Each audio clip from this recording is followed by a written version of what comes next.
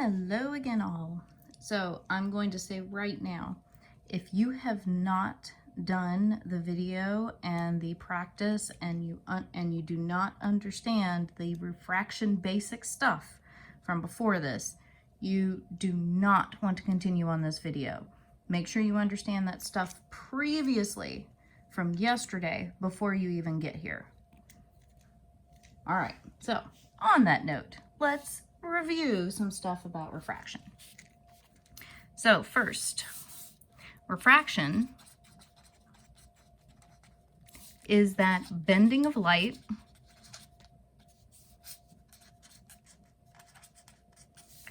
from a change in speed. And here it's speed of light.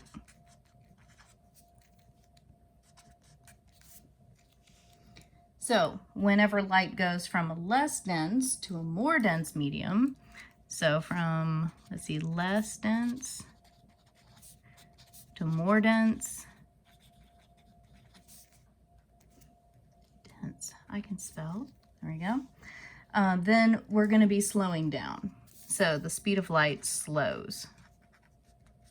And that's because since light is an electromagnetic wave, then it can travel with or without a medium. So in fact, the medium kind of hinders it. And so a less dense medium means that there's less for the light to have to go through in order to travel, and more dense means there's more for it to travel through. So it's kind of like a really empty hall versus a really packed hallway. And so if we were going to do the opposite, then we got more dense going to less dense, then that would speed up.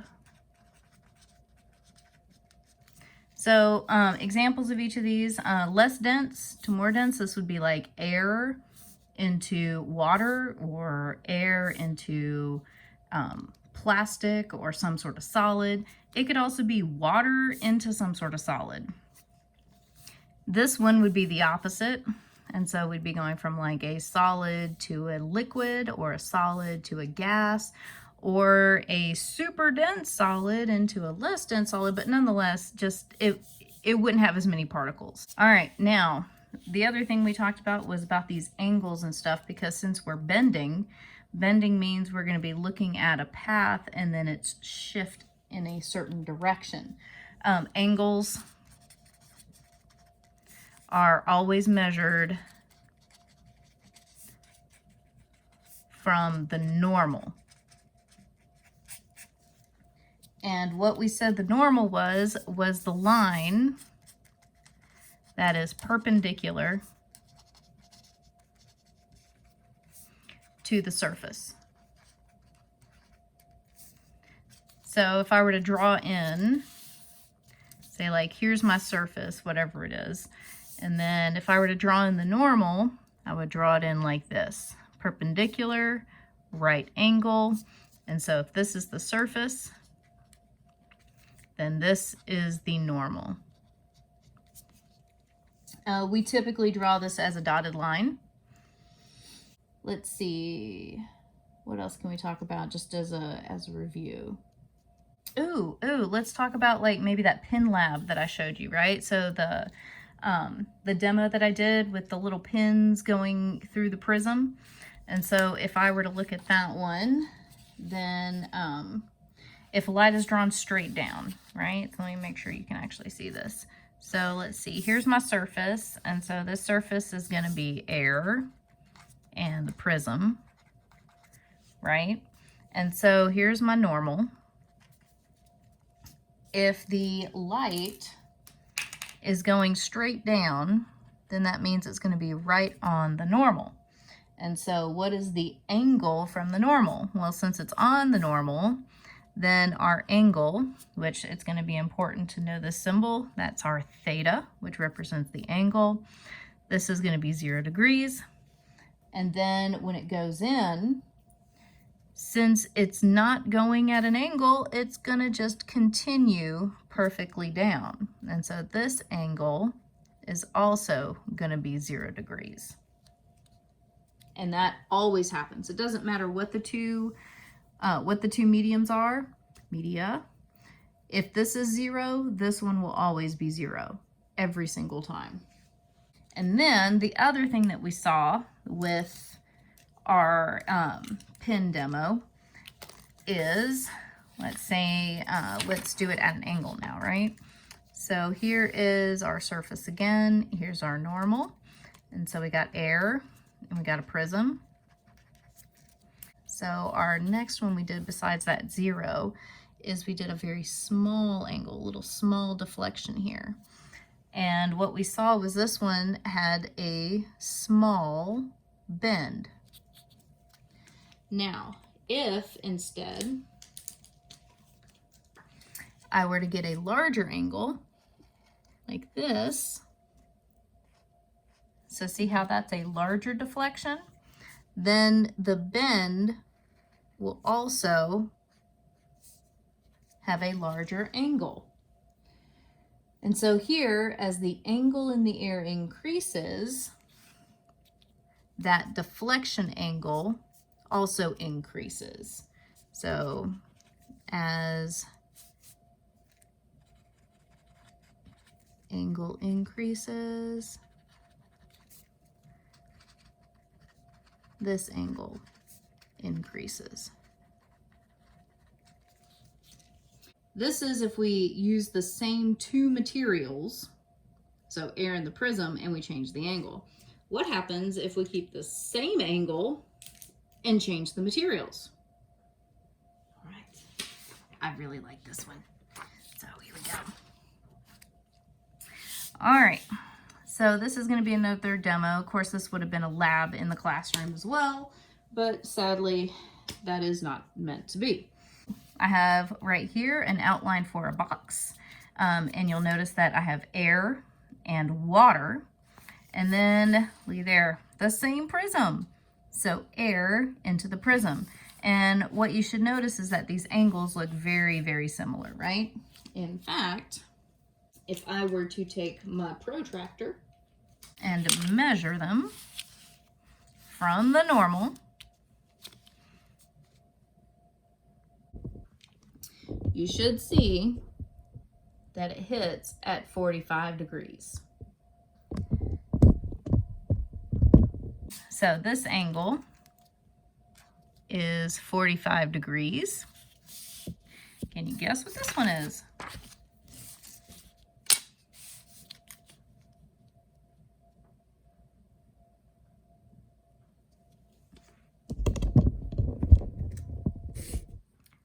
Look at that. Another 45 degrees. Awesome.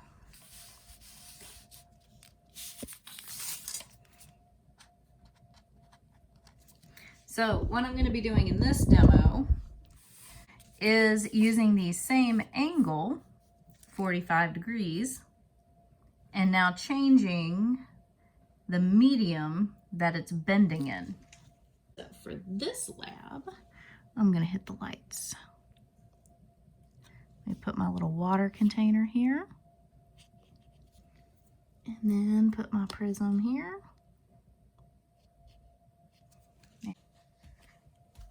So what I'm going to do is I'm going to send a ray of light. See? Look there. Single ray of light. And I'm going to send this perfectly along this pink line. Oh my gosh, this is so cool. Okay, I got to show you. Check it out. So see, there's our ray of light going in the water. Look at the bend. Isn't that just so cool? Can you see that it's actually bending? I'm sorry, I'm such a nerd. This is just like such a neat demo. Such a neat lab to do. So what we're gonna do is we're gonna see exactly how this light bends and what angle we get. And so the way I'm gonna do that is see right here where it exits. My little box is moved.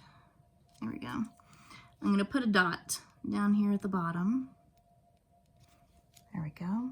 And that's going to tell me exactly. Oh, look at that. Okay. All right, hold on. Watch this. You ready? Do you see this ray of light down at the bottom? Okay, here we go. And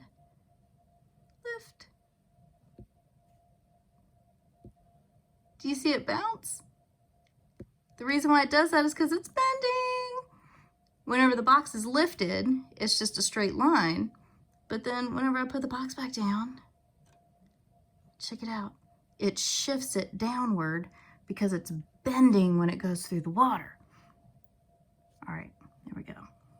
Let's go ahead and do the same lights off stuff, and let's do the prism over here, okay? And then we'll turn the lights back on. All right, let me get this one lined up so that you can see the magic, because this thing is pretty magical. I'm so excited I get to do this lab. Okay, here we go. Check it out. That one's a whole lot more obvious. So see, you can see that initial line right here, right? And then look at that bend inside of the prism. And then it pops back out. And because the prism is denser and so it's going slower, so it's got more of a deflection, you can see the jump a whole lot better. Ready? And jump. Jump. All right, anyway, okay, let's keep going. I could do that for hours. Let's go ahead and make our dot, right? So that we can collect some data. So right here, where it pops back out of the prism, I'm gonna make a dot. You're gonna see why in just a second. Jump. All right, let's hit the lights. So, what are we looking at here? Let me get everything repositioned. Okay, so let's start with the water. What I'm gonna do is I'm gonna take my protractor. I'm gonna draw a line from this point of the surface to where it came back out. That's gonna be my deflection. Now from your angle, that looks pretty straight, doesn't it? Let me lift it up so you can see, in fact, that there was a little teeny bit of a bend. Not much, but that's because we're going from air into water, a gas into a liquid. Then I'm going to draw mine over here with the prism. So from that surface, down like so.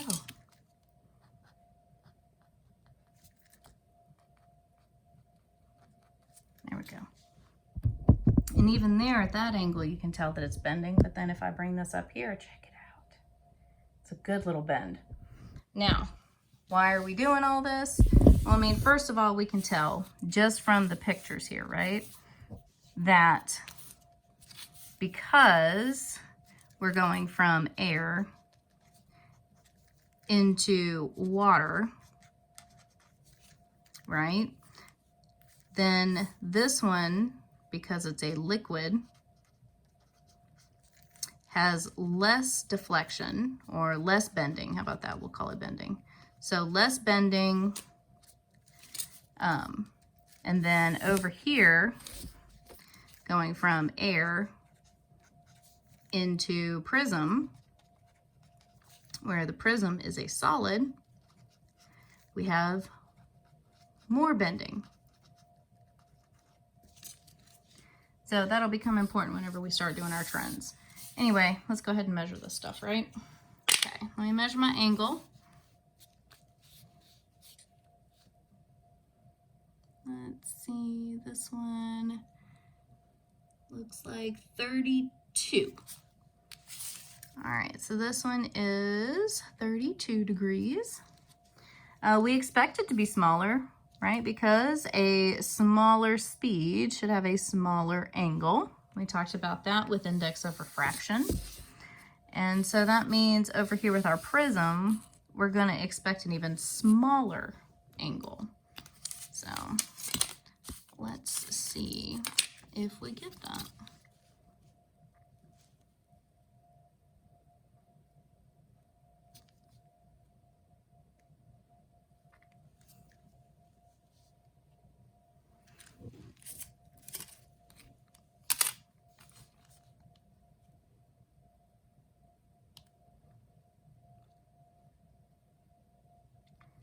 Looks like I get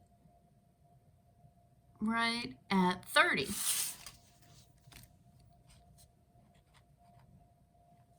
So not a huge difference, but still enough that you can tell that even slower, so even smaller speed means we got an even smaller angle.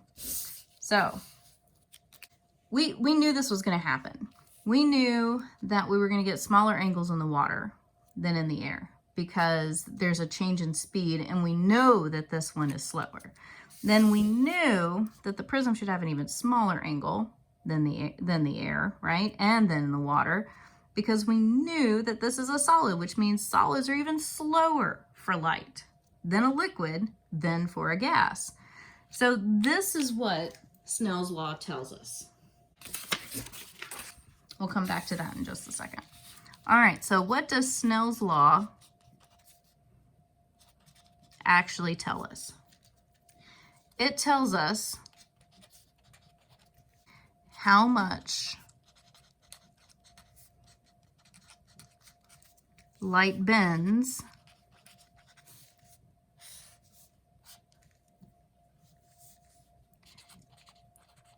based on the two media.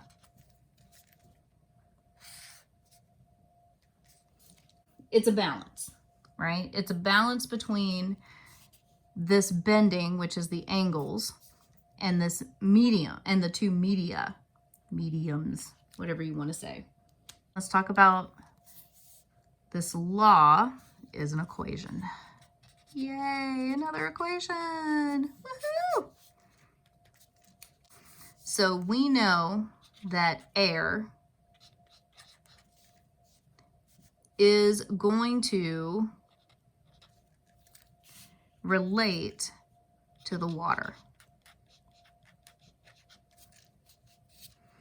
It's going to depend on the media, and the way that we recognize the amount of bending in a medium is by that index of refraction. And so the first thing that it's going to be dependent on is the index in the air and the index in the water. The other thing it's going to depend on, just like we talked about here, right? It also depends on the angle, because if we have 0, then there's not going to be any bending. But as the angle increases into specific media, then as this angle increases, that one's going to increase. So the angle definitely relates to this.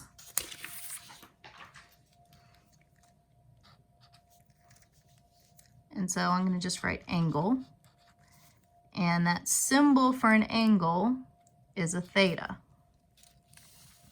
And so the water also has an angle and a theta. So you can see right now exactly what variables are going to be in this equation. We have n. I'm going to call this 1 because this is our first medium, right? So n1, and then something about this angle 1, right? And then we've got n2 and something about this theta 2. To get this to be equal, we got to do something with this angle. We're going to use sine. Why? Because it's Snell's law. That's why. So Snell's law is n1 sine theta 1 equals n2 sine theta 2. Let's do some examples, right? Because I'm sure you're going to want to do an example with this so you can see exactly how this works. My biggest thing I can say, when you do these problems, you've got to draw the picture.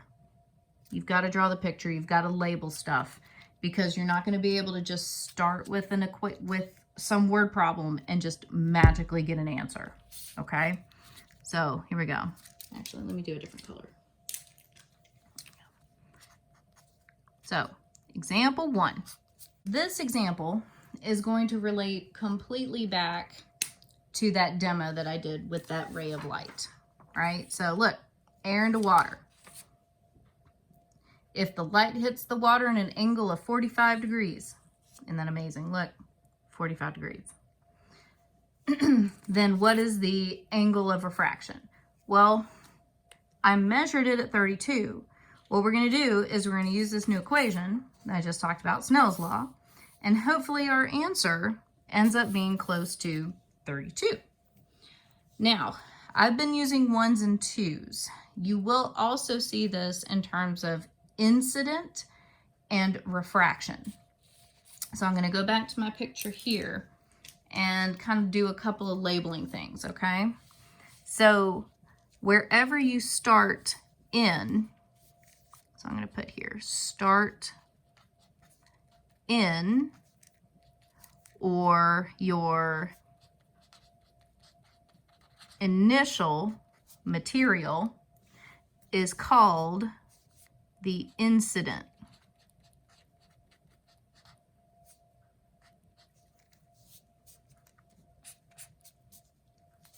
Wherever it goes into, or wherever it refracts,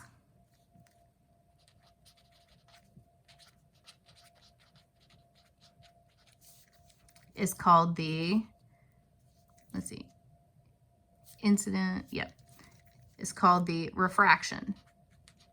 That one makes sense. And so this 45 degrees is something we call theta I for the angle of incidence.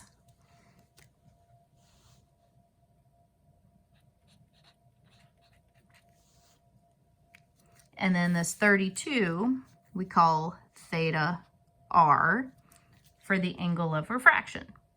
So angle of incidence, angle of refraction. All right, now let's go back.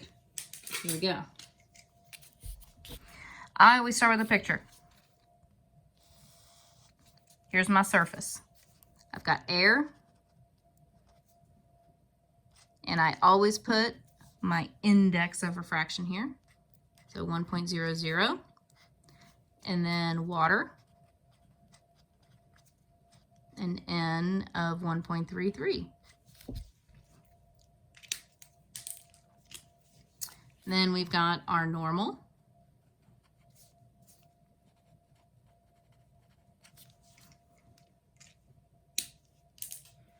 And then we've got our theta I, which is 45 degrees. We know it's going to bend, and so the question is what is theta R? Question mark. So there's the picture. Now, the reason why I do like to do this as 1s and 2s is because the top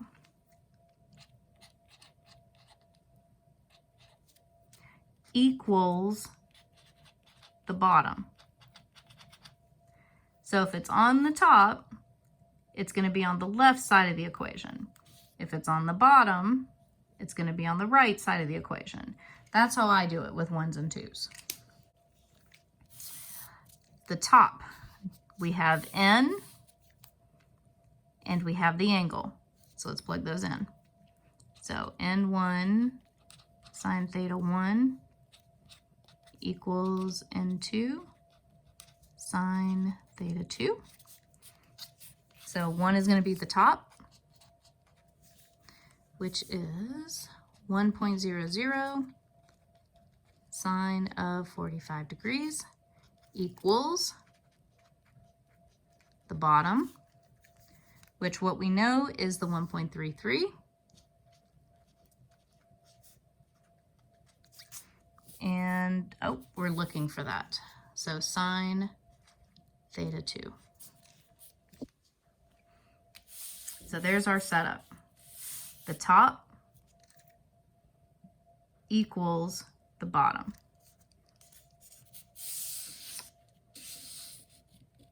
All right, Now we need a calculator. I have a graphing calculator here. Not my favorite. I like using the little like TI guys, but you know, you gotta use what you got, right? First thing I gotta do is make sure that my calculator is set to degrees because we don't want it in radians. So how do we do that? We gotta go second mode. And so let's see, there we go. So yep, see, mine is set to degrees.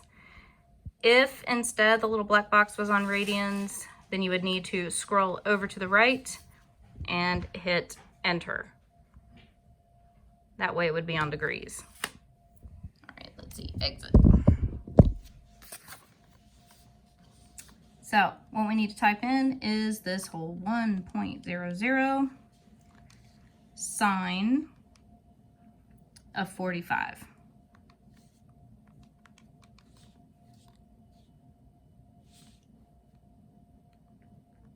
And if we hit enter, we get 0.7071 blah, blah, blah, blah, blah, blah, blah.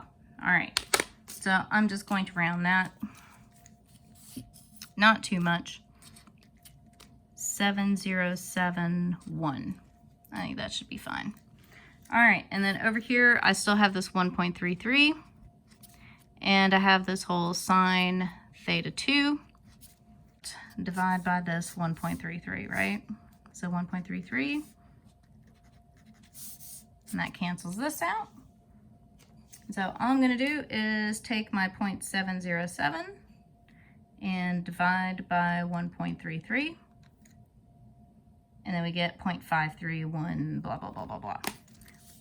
All right, so 0.531659, how about that? Equals sine theta 2. Now, here's the problem. We can't divide by sine. We got to get rid of sine though. This is not the answer. We need some sort of angle measurement. We just need that theta. And so what we have to do is we have to do the opposite of sine. Just like if it was multiplied, see like right here, we do the opposite of multiplication, which is division, to move it over. The opposite of sine is the inverse sine. So we have to take the inverse sine of both sides. That cancels out our sine over here. And we get theta 2. And then we do the inverse sine of this. Now on your calculator, depending on whichever one you've got, it's always going to be near sine. So see, like here's my sine, and right above it is sine -1, which is that inverse sine. So a lot of times I'll call it the second sine. And so what we do is we do second sine of that number. Now you can type it out, 0.531659, whatever, but I just like to use the answer button. And when we do that, we get 32.1. And that is our final answer. So 32.1 degrees, and let's go back. I measured 32. Check it out. Awesome. So it works. Now, what if we are instead looking for the index? So let's do that one. All right, so here's example 2. So as you can see, I've made a change from what I was originally going to do. So this one is air into the prism. So this is our second one. So from the little ray of light thing.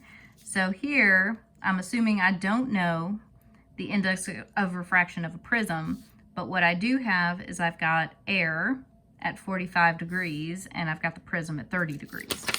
So what I had done, in case you're wondering what the scribble is, that's what it should have been, the exact number. And I decided, you know what, let's go with my data. So I used 30 degrees instead. Oh, hits the prism at an angle of 45. Look at that. I'm messing up everywhere on this one. All right, we're okay. We're all good. So this time in my picture, I've got air, which is an N of 1.00, and I've got the prism with an N of question mark. So that's what we're looking for now. We always measure from the normal.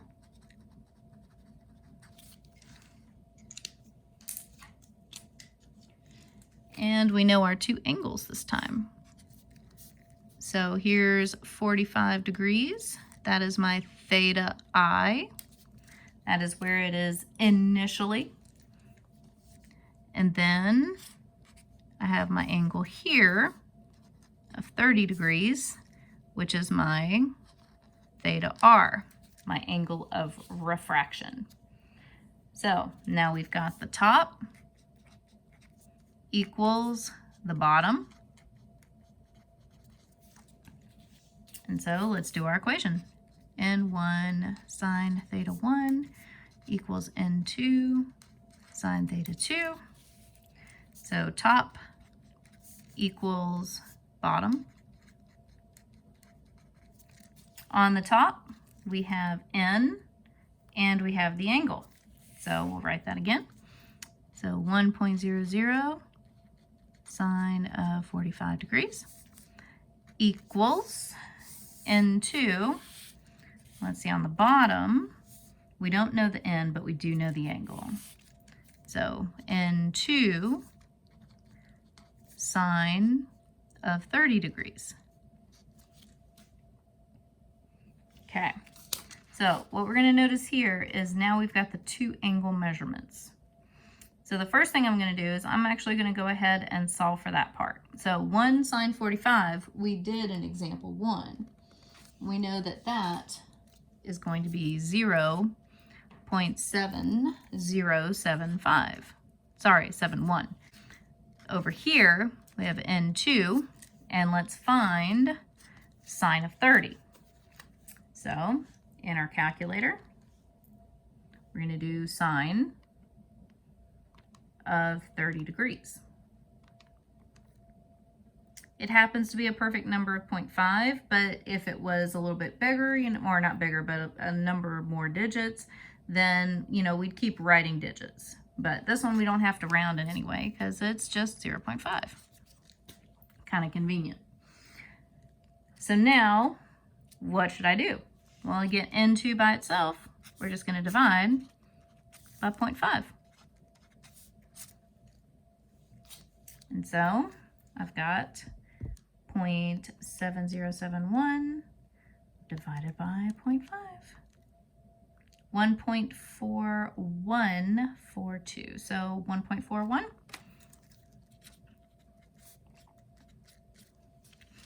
Now, a prism should be 1.58. So what this tells me is that my data was off. So whenever I did my measuring or something like that, I should have gotten a much smaller angle. But, that's what happens when you collect data sometimes, right? So instead of 1.58, I got 1.41. Nonetheless, you see how to solve it. So, big things with Snell's law. If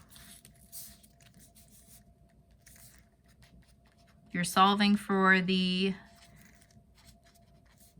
angle, so if you're trying to find a theta,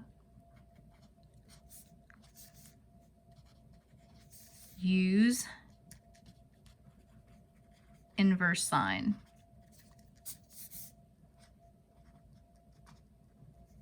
Which is that sine -1, sine, inverse sine, second sine, whatever you want to call it.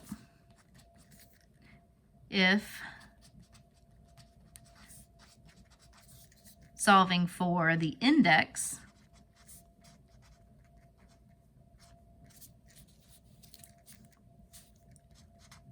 no inverse sine. And that's because you use sine, see like up here, you already used the sine with sine 30. So this is gone now. There's no reason to take an inverse sine, yet that's one of those huge mistakes I see a lot happening.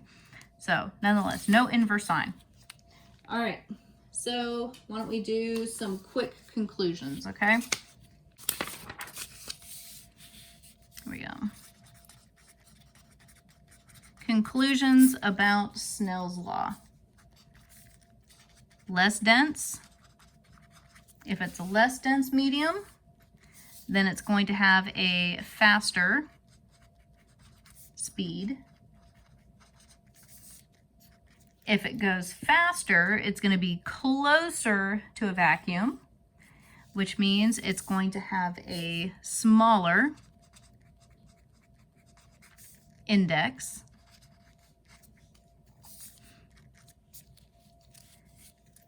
And since it's going faster, it's going to have a larger angle. And if it's a larger angle, then it is bending away from the normal.